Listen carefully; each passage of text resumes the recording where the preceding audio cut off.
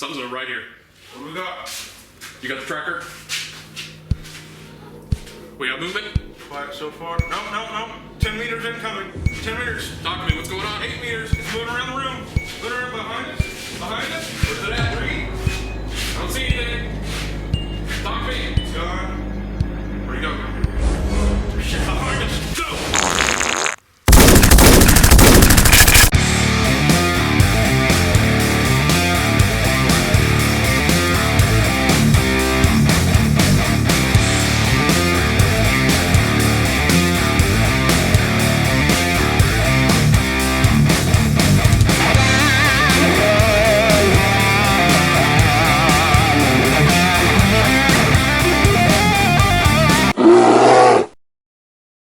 I'm Boom.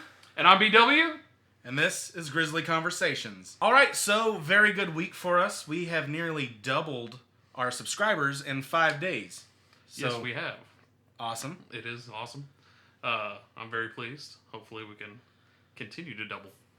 Yeah, double down. Alright, so you watched Ghostbusters, I heard. I did. Traitor. I walked down the road of shame, so the box office of shame. So. Well, we can't do a review on it because I didn't watch it, but why don't you just fill us in on what happened? Well, I'm going to be fair. Right off the top, right from the get-go, I'm going to say that I'm a huge Ghostbusters fan.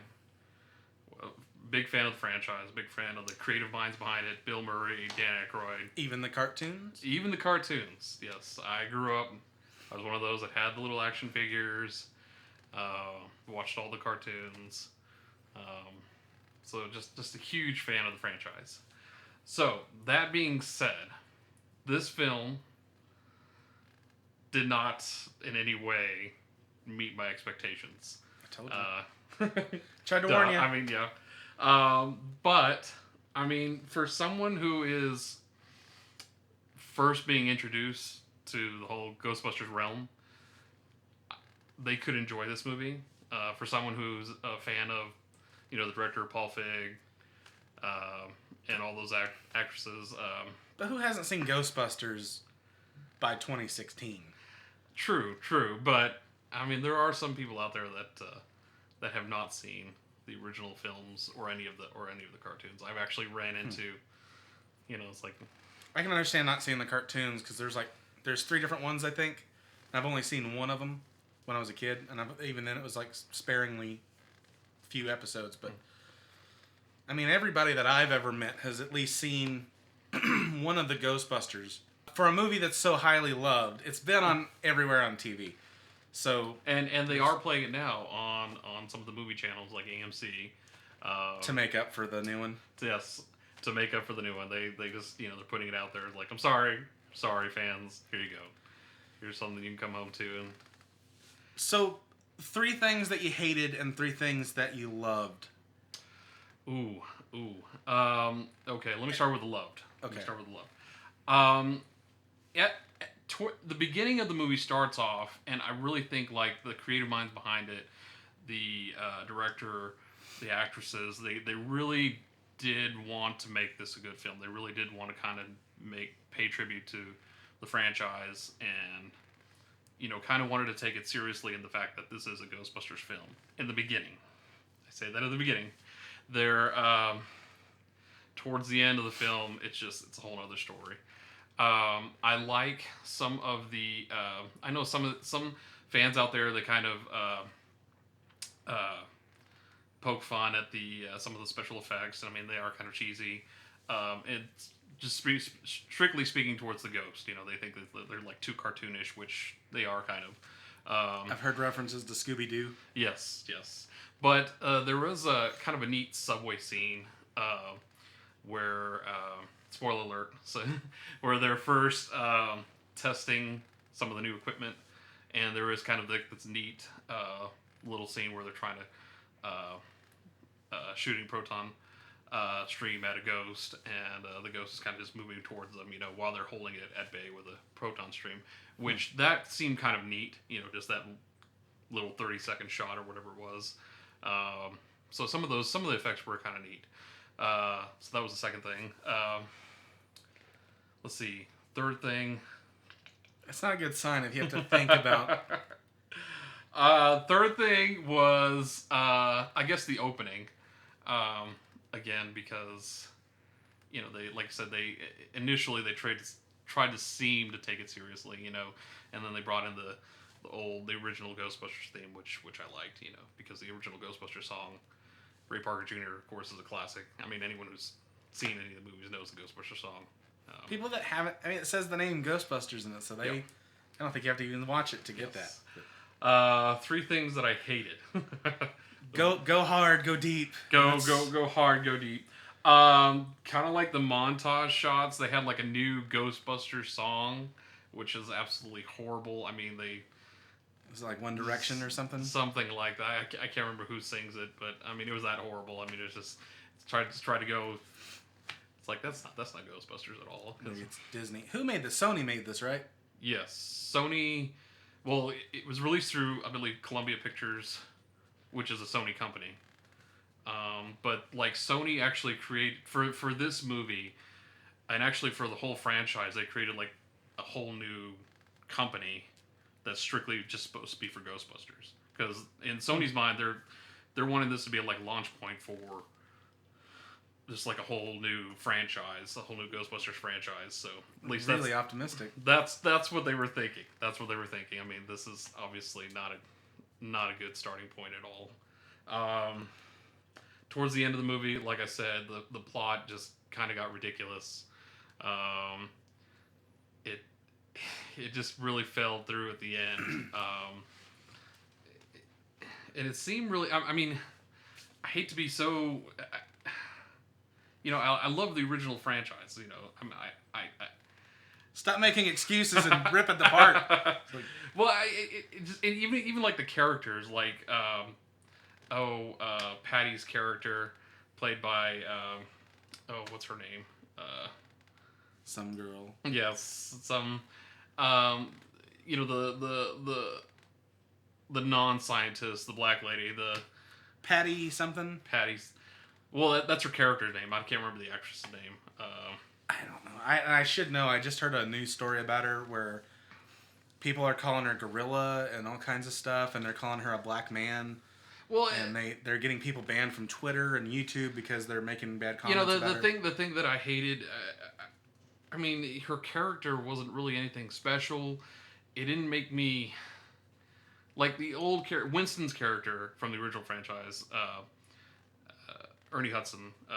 Yeah. I mean, he was the relatable character. He was the one that explained everything.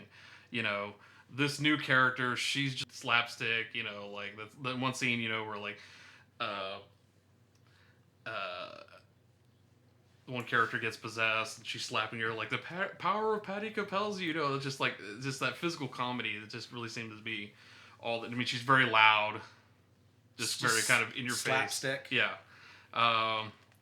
In no way is does she try to like bring in the audience, trying to bring in make it the character relatable. In my opinion, they just made her character kind of just there like a fourth wheel. I mean, I think like the only way she was ever valuable was because she brought the car. So I really feel like if she had done that, then she wouldn't be part of the group at all.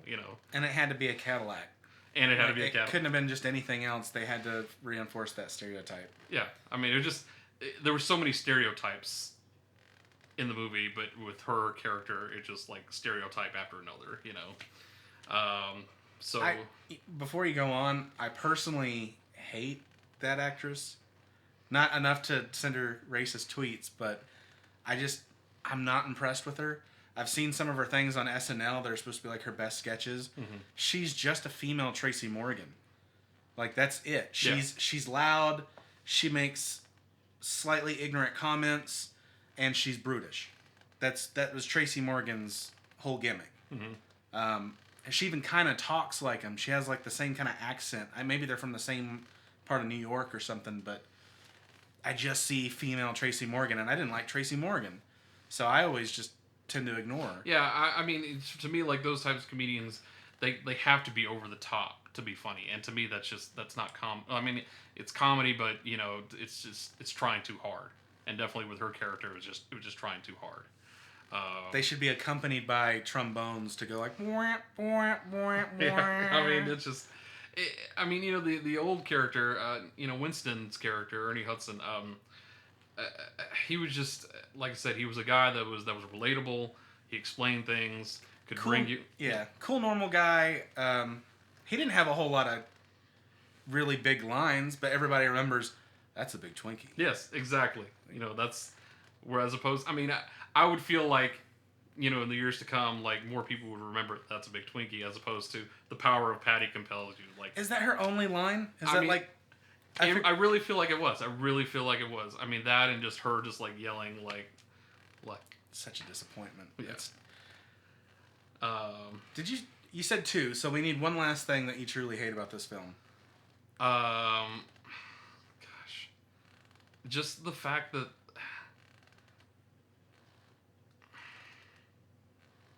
I don't know, like in the original, of course, you have the 3 scientists that were always they're always kind of, well, I mean, they had a special bond, both on screen and off screen, in this new one, I feel like, and of course, I mean, there's so many things. I don't know if I'd even go to say they had a special bond. They had good chemistry on the camera, but if you think about it, 2 of the guys worked together. Bill Murray's character just knew one of the other guys, and then Ernie Hudson was just like a fill-in. Hey, we've got a spot, come in and replace. So there was a complete stranger, 2 guys that kind of knew each other, and a guy that worked with this one. Yeah, but I mean, in this new film, like one of the characters, she's like trying to like leave the paranormal world. She's like trying to get away from it. She doesn't want to associate with the other 2 characters, and it was the fact that they think they might have discovered a ghost that kind of like brought her back in. So I was like, so she wanted to do this? Did she not want to do this? What's going on here? Whereas opposed to the beginning, where I mean, I guess, and she was supposed to be, what's her name? It's Kirsten Wiig's character. I can't remember. I can't even remember the. Is Kristen Wiig the Egon, or is she the boring, skinny one with? She was supposed to be the Egon character, from what I understand. She's like the. She's the one that wore like the purple wig and was. No. That's Holtzman. Wait. That's Kristen Wiig is the one from MacGruber, then. Yes. That the chick that was playing the piano. Yes. Yeah. Okay. Yeah. She's supposed to be the Egon-esque one, the theoretical physicist. No, Egon. Okay, well, I thought Egon's character was the chick with the glasses that was crazy and like licked the gun and.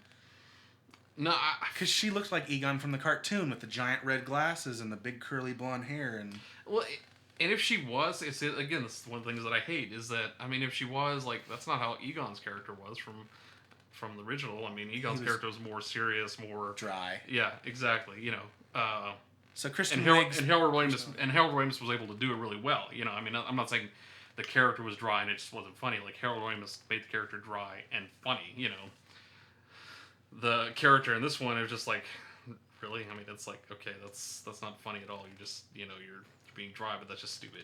Quick, do your best Egon smile to the camera. Go. I do have to throw in a 4th thing that I did like about the film. Now you're being a little biased. Your 4th thing that you liked. No. This is not really a thing that I like. Not like but just like the cameos. But they did have kind of a nice tribute to Harold Ramis in the film. I know he couldn't. Spoilers. Go ahead and tell me because I read online something about it being a statue. Yes. And I was like, why is the statue really funny and cool? I don't get it. Well, it's the statue of like a supposed professor, a woman professor with like Harold Ramis's likeness. So okay. So it's a female character. It's supposed to be a female professor with Harold Ramis's likeness in the film. So I could get behind that. Yeah, it's I guess because of the whole gender part of the movie, that these are female characters, which by the way. The fact that they are female did not have anything to do with this movie being successful or not. I feel like because, like again, towards the beginning of the movie, I was kind of being at ease a little bit. I was like, okay, it seems like they're taking this movie seriously. I had high hopes. And they seem to, they seem to be kind of going along at towards the beginning of the film, but then towards the middle and towards the end of the movie, it just kind of fell apart. So. It being 4 women was not the reason why I didn't want to see it. I could have cared less that it was men or women or whatever nationalities they wanted to be. I didn't care. It was the fact that they are shitting on the first series that came out, the first 2 movies, changing it around, manipulating it, cutting it apart, then saying it didn't happen, and stealing what they thought was the best qualities of it, and saying this is its own movie. And I think that's crap. Yes, and I totally agree. I mean, that's, like I said, towards the beginning of the film, it didn't appear that way, but definitely towards the middle and the end, it was just like, all right, this is, you're taking the best parts of this franchise and putting it in a film, saying it's a, that other stuff didn't happen, saying this is a good, standalone film, and it's not. You're just... When the first trailer came out, I got really excited, and I actually almost wanted to see this film because they started it off with 30 years ago, 4 friends teamed together, and I was like, yes, it is a continuation. This is probably like their daughters or something. At least one of them has to be the daughter of another guy. And then they squashed it, and they're like, nope, it's its own universe, and that's stupid. And that's another thing. That's just, I mean, it's, why do that? Why? And then why have, well, I mean, I guess, the of course, you guys have the cameos of the original team, but they're not in any way related to their old characters at all. I mean, Bill Murray, spoiler alert again, Bill Murray has a cameo in there as a professor, or like this famed scientist who's like just totally trying to debunk the Ghostbusters at all. He just doesn't want anything to, just trying to prove them wrong and everything. And I think he ends up actually getting killed too. So, which I think is kind of symbolic, because it was just like, no, just die, old movie. This is our movie, we're making it, but it's just lame. So, but like I said, if you're a fan of the whole, the Bridesmaids, like everything the director Paul Feig's done, you can go to this movie, and I feel like you can enjoy it. Me as a fan of the film franchise and everything, I did not, and I hated it. But like I said, it's its own standalone movie, not in the Ghostbusters realm, but it's its own movie with the director and these characters. I feel like if you hadn't seen any of the originals, you can go to this movie and be entertained. So, quick rating: buy it, rent it, or go do anything else. Yeah. Go play Pokemon Go. Okay. Well, I can do that. Speaking of which, I've been taking the camera around with me while I go hunting, and we're fixing to put out a video for that as well. Something just for Lubbock, Texas, just to talk about all the hot spots. There's, in case any parents are wondering where's the best place to take their kids. If you're looking for a specific Pokemon, a lot of people are looking for Onix right now. We found a place where there's Onix all day long. We found a place where there's Ghastly all the time. We found a place where there's Chameleons and Charizards and stuff. So if you live in Lubbock, Texas, or you're going to visit soon and you like Pokemon Go, watch the video. It should be coming out a day or 2 after this one. So look forward to that. I thought I was going to be done talking about UFC 200. Brock Lesnar got tested positive for an unknown substance, and they believe it to be steroids. Well, they need to. I think that hints that it's some kind of new drug. Maybe they promised it was untraceable, and it wasn't. He just retested as well, because someone said something about an inhaler during training camp or something like that, which has this type of steroid in it. There was another UFC fighter that was Jones. That's right. You were mentioning that in the last episode that he had lost his, or got kicked out of his title fight, right? Or yeah, he got kicked out of the main event, and now they've barred him from fighting for 2 years, which is how he makes his money. And he had the same substance in his system as Brock Lesnar, which makes me think it's some new popular drug that they're claiming is untraceable or whatever. Brock Lesnar, his opponent at UFC, Mark Hunt, has become such a crybaby, and he disappeared after his loss at UFC 200. And then once Brock Lesnar got tested for steroids or test positive for something, he became suddenly super active on social media, And now he's saying, like, I want half the purse or I leave UFC. Dude's never been a champion. He's been there for years and years. He's never been a champion. Big whoop if he goes. I understand why he's mad, because if it's true, Brock Lesnar cheated. Now, again, it doesn't keep you from getting knocked out. It doesn't keep you from tapping out. It just gives you bigger mass. Bigger mass, but I mean, there's also some that, I guess give you more, aren't there other supplements and things like that give you better endurance, better overall? Just probably could, but yeah. Well, yeah. I mean, again, I'm not saying it. I'm not saying it's going to improve his fighting skills in any way. I'm not saying it's going to help him knock out anyone better. But I mean, obviously, in the world of professional sports, cheating is cheating. I mean, they ban certain substances for a reason. They ban steroids and all these other and they say don't take them, and then if you do take them, I mean, obviously you have to pay the consequences. So again, some other fighters, they might feel. Well, I mean, it's understandable that they would feel offended. Yeah. I don't know. If he gets tested positive first, I mean, this is the second time he has been. You would think he's also going to be in trouble with the WWE because of their wellness program, because of all the stuff that they've had with steroids and concussions and stuff like that. So he may not be working there. He may get kicked out of UFC indefinitely. He may get out of UFC for just a year or two. He risks losing his purse that he won for beating Mark Hunt, which was $2.7 million.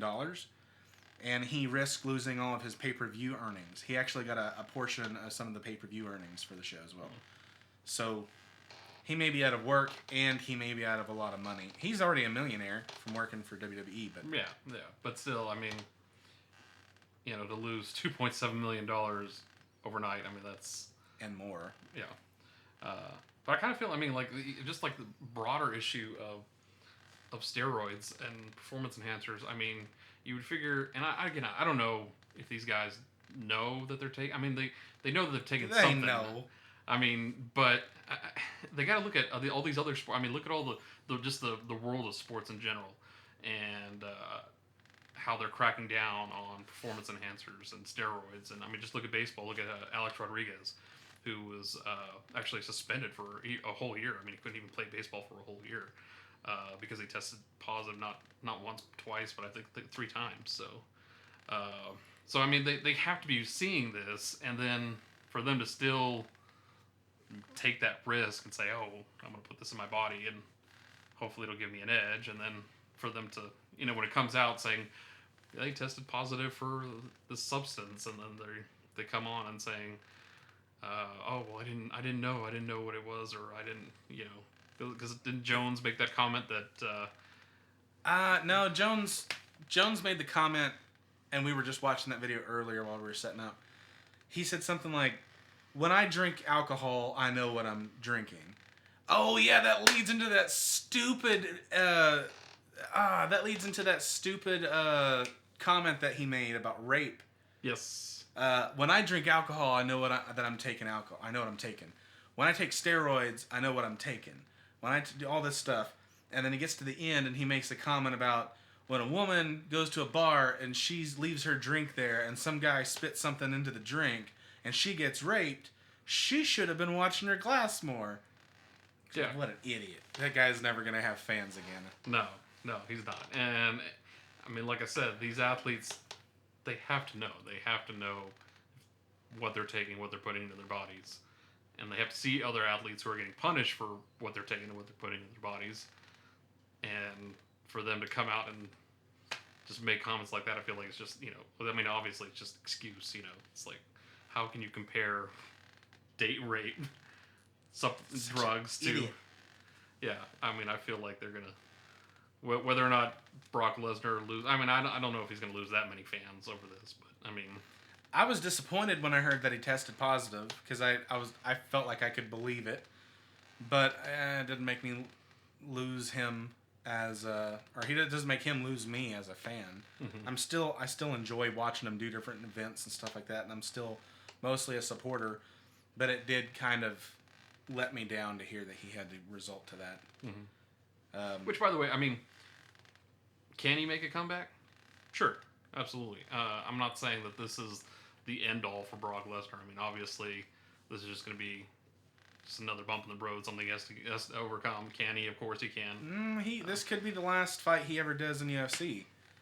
They could ban him permanently. I don't think they would, but it's up on the table. Ban him from UFC, but there's other venues. You know, there's other fighting leagues. Maybe not as popular, obviously, but that is true. I mean, he can go over to like something like Bellator, make Bellator, you know, famous. Watchable.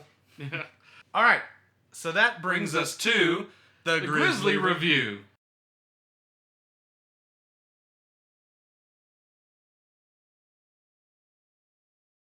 Star Trek Beyond. Star Trek Beyond, the third installment of the new film franchise with the new cast.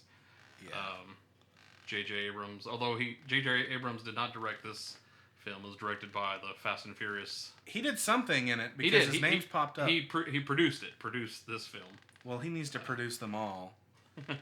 He knocked this one out of the park. Everybody responsible for this movie impressed the hell out of me. Yes, truly.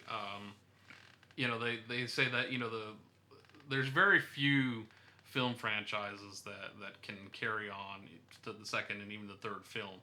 This one definitely was able to carry it, and then beyond. Definitely, I mean, I feel like if you're a fan of the Star Trek universe, which I am, of course. I watched The Next Generation for like 2 seasons as an adult. Never got into the movies. I've only seen a couple of the movies, and I didn't dig them too much.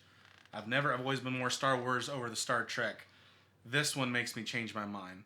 I like that this is where I'm coming from on it. I liked the first one a little bit of this new series. Mm-hmm. The second one, very forgettable. I can't even tell you what happened in there. I just knew Khan was in it. This third one picked up in such a way that I didn't have to remember anything happening in the other films. It was like an episode of a TV show. It opened up. This is what our crew is doing. This is what the threat is. They go to stop the threat. Do they not? And then it ends. It was just a perfect 3-act. Definitely. I mean, if you had seen like the original series, or even in the Next Generation or any subsequent series, I mean, that's what it kind of felt like, was like a Star Trek episode on the big screen. Yeah. You know, and by the way, you mentioned Star Wars. Actually, with this whole reboot, that was actually the intention of J.J. Abrams and the creative minds, was to kind of introduce a little Star Wars-esque into the Star Trek universe, trying to make it more kind of a little bit more fast-paced. There was that great line, I can't remember who said it, but Star Trek is classical music and Star Wars is rock and roll. And they wanted to put a little bit rock and roll into the classical music. So, I agree with that.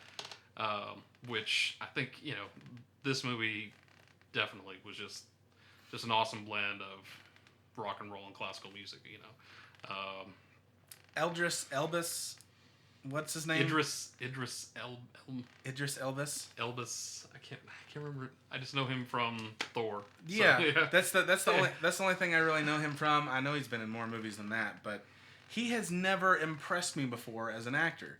He is kind of dry for me until this film, because, and I think this isn't spoiling anything, he kind of plays 2 or 3 parts. He does, in a sense, yes. And it involves a change of accent, a change of tone. Like, he really did a good job of making his character stand apart in different ways at different times. Like, that was the part where I said, okay, this guy's a good actor. I like that he made it look effortless. Didn't look like he was trying hard. Didn't look like the director had to tell him, okay, now we really need you to try to do this, or, you know, he just... Oh, yeah, I mean, he just kind of, like, just evolved with the film, just effortlessly. Evolved is a good word. Yes. Good word. I was impressed with just all of the acting, really, from all the characters. But, of course, I mean, him playing the villain in this film just was totally blown away. It was really, really impressive. The only actor that didn't stand out to me and didn't really fill their role well, I thought was... Well, he filled it all right. Simon Pegg. He seemed like Simon Pegg on the Enterprise. He didn't quite seem like Scotty to me. Uhura, she didn't have much of a role in this film, which didn't make her seem to stand out, but she fit into that character very well. So there's really just not a lot of disappointment in this film. No. I mean, definitely this. Like I said, it's the third film, this new franchise, and everyone really seemed to kind of settle in and like, okay, we know how to do this. Let's pick it up and run. And they definitely Great acting, great pacing. yes. Pacing was so important to me because there's lots of other films where even if I want to like them, there's a slow part. Generally, I try to feel out a movie, and if like I had to pee as soon as we got in the movie theater, pretty much, and I wait for a slow part that I feel if I miss, I'm not gonna miss much. I couldn't pee in this film because there was always something important going on, or there's something funny that I didn't want to miss. You wait 30 seconds and there's something happening, and the pacing was perfect. I really feel like Justin Lin was the director, I believe was his name. Justin Lin from the Fast and Furious. I really think that he brought that energy. I was really kind of nervous when I heard. I didn't know that. I was really kind of nervous when I heard that he was gonna be the director of this film because I was like, it's Fast and Furious. It's a whole different universe, you know. It's like this Fight scenes are gonna have DMX playing. Yeah, I was just nervous, but I think, like I said, I mean, he just kind of brought that energy, just like J.J. Abrams did when the first film, just brought like this new energy to this franchise and just kind of went with it, rolled, and that whole pace of the movie I think was just a tribute to his directing style. So great movie. All right, so spoilers. We are gonna say everything about the movie now. We had people comment that they couldn't watch our reviews because of spoilers.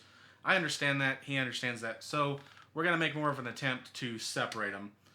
That being said, I cannot wait to talk about the spoilers for this film. there you go. I think if one moment in the whole film stands out as the part where I was filled with energy and excitement, and I was just like, this is perfect.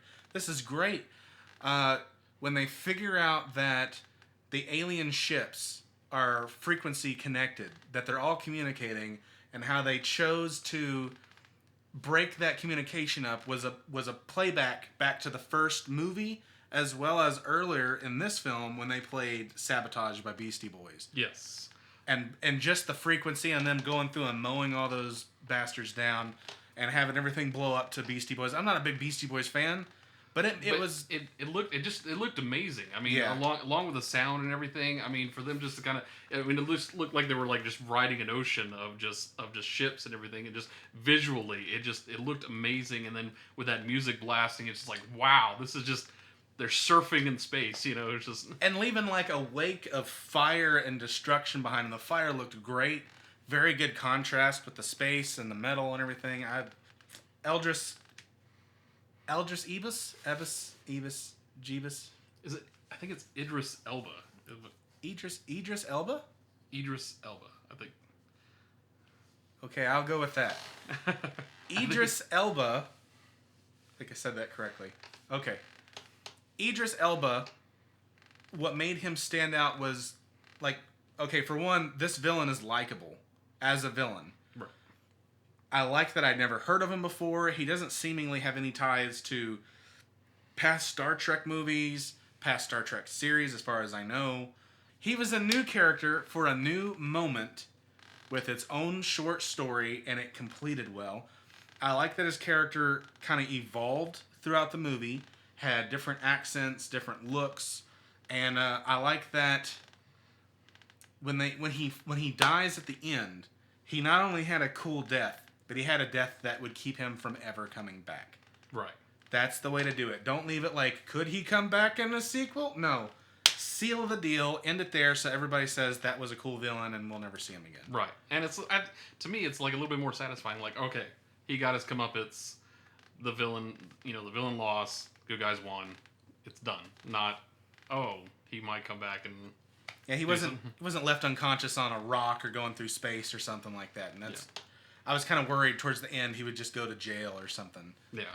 I mean, if anyone fan of the Star Trek universe know that that's done constantly. I mean, you're always seeing that, the villain's put away, and there was a chance that he might come back, or he's left on a planet for, yeah. Again, I mean, it's all new world, new energy being brought to the film franchise. So, but yeah, I mean, it was amazing. I really liked in this film how, because of course, I mean, in any Star Trek universe, you have to have the ship, the Enterprise. They were able to have the film without the Enterprise. Because I mean, not really. Well, oh wait. Well, okay. So they did have a ship. They did have a ship, but not. I mean, like, because you. I guess you're right. Yeah, I was thinking that was the Enterprise at the end when they were blowing through during the sabotage scene. Right. That wasn't the Enterprise. That wasn't the Enterprise. Okay. No. Okay. Spoiler alert right. again. Yeah, the Enterprise is destroyed. They have to get a new ship. Well, there was the ship that was abandoned on that planet, and they were able to repair it. And was it the Frankfurt? Franklin. The Franklin. The Franklin. Yes. I have never liked Star Trek's ships. I like the ship in this movie, especially when it gets torn apart and it's got multiple ways to manipulate itself. If the whole thing gets ripped in half, it can still fly with these things. If these things break off, we're not in trouble. We can still have a jet engine over here. I liked how everything could be dismantled and it was still kind of operational. Mm-hmm. I love the way it was destroyed in the beginning. That was exciting. It was good. J.J. Abrams, man. J.J. Abrams, yes. There was a post on a Quipboard, this website, and somebody nailed it. When they watched Star Wars, they said, like, holy GD, did J.J. Abrams ever awaken the Force? Yes. He did the same thing for this one. He just knocked it out of the park. And like, even though he's just a producer, but still, for me I was high on this movie last night. For like a good 2 hours, I was excited and felt good and just, I can't explain it other than just being high. Just seeing a great film and feeling so good about it. I'm like, yeah, I was wanting to make a video last night. Yes, I mean, it was truly amazing. I mean, of course, when you're talking about reboots and you're talking about bringing the old franchise to a new generation and everything, I really like the direction they've gone with this. I really like the energy that's being brought to this franchise.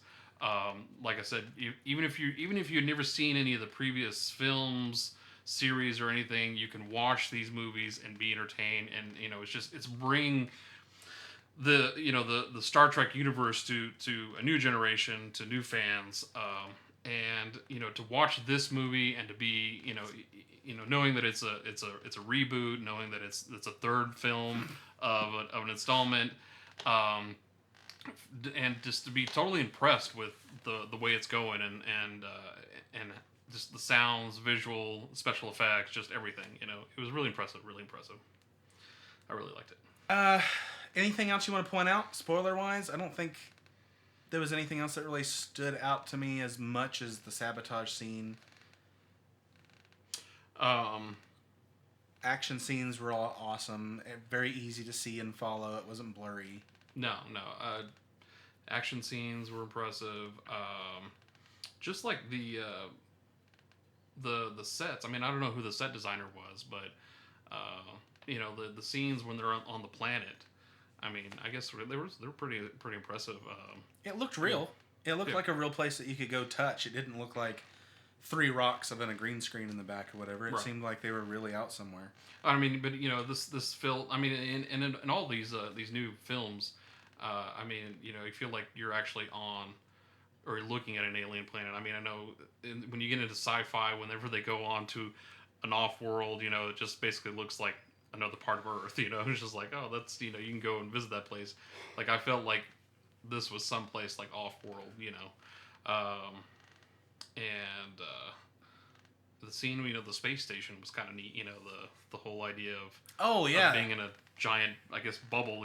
It's like I hate Halo from Xbox. Mm-hmm. I hate the Halo series. It's stupid. I don't like playing it. I felt something horrible in the pit of my stomach when I saw that city. What did they call it? Yorktown. Yorktown? Yorktown. Okay. when I saw Yorktown and the way it was built upside down and stuff, I was like, oh shit, this is gonna be Halo in one of the movies or whatever. Made me not look forward to that, but it was still really cool how it functioned and spiraled around and stuff like that. That place is massive. It was. I mean, it was like multiple New York cities stretched out into like rings and stuff like that, and it just looked nice. Yeah, definitely.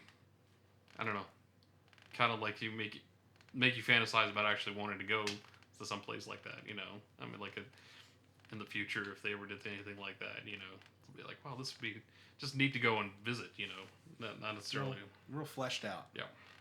Rating wise, buy it, rent it, go hunt some xenomorphs. What are you gonna pick? I would say buy it. I would say this is definitely one that has to be in your collection. I mean, if you're a fan of the film franchise, definitely has to be in your collection. But just, I mean, if you like action movies or sci-fi movies in general, definitely have to be part of the collection. So. Absolutely agree. Buy it. Solid buy it. I mean, I'm still feeling pretty good about watching it yesterday. I may go see it again. Just, it was that good of a movie. I don't have any Star Trek movies at all to my name. Probably never will, with exception of this one. This one I'm going to buy when it comes out, for sure. Thank you all who've been subscribing, nearly doubling our subscription account. That's awesome, and that motivates us to keep doing this. Sometimes the editing can take a long time. Life gets in the way of things. School, work. We both work quite a bit. But we keep seeing those subscription numbers going up. We are going to keep on putting out the show weekly for sure. We had first talked about maybe doing it bi-weekly. Not yes. bi-weekly. What would it be? Bi-monthly. Bi-monthly. Okay, we were thinking about doing it bi-monthly, even though we watch a whole lot of movies. But as long as we keep seeing a popularity rise and people actually wanting to see more, we're going to keep putting them out. Definitely. So, I mean, it just gets you excited. Just what makes you want to just come and you know, just shoot episodes. I mean, absolutely. Yeah, it gets you definitely gets you pumped up, and the more those numbers go up, better for us and better for everybody. So keep on subscribing. Like the video if you like it. Thumbs down if you don't. But I'm gonna hunt you down.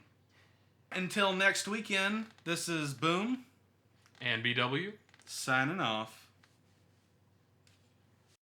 I want to touch everything, and everything feels weird. All right, so that brings us to see. That's why we do multiple takes.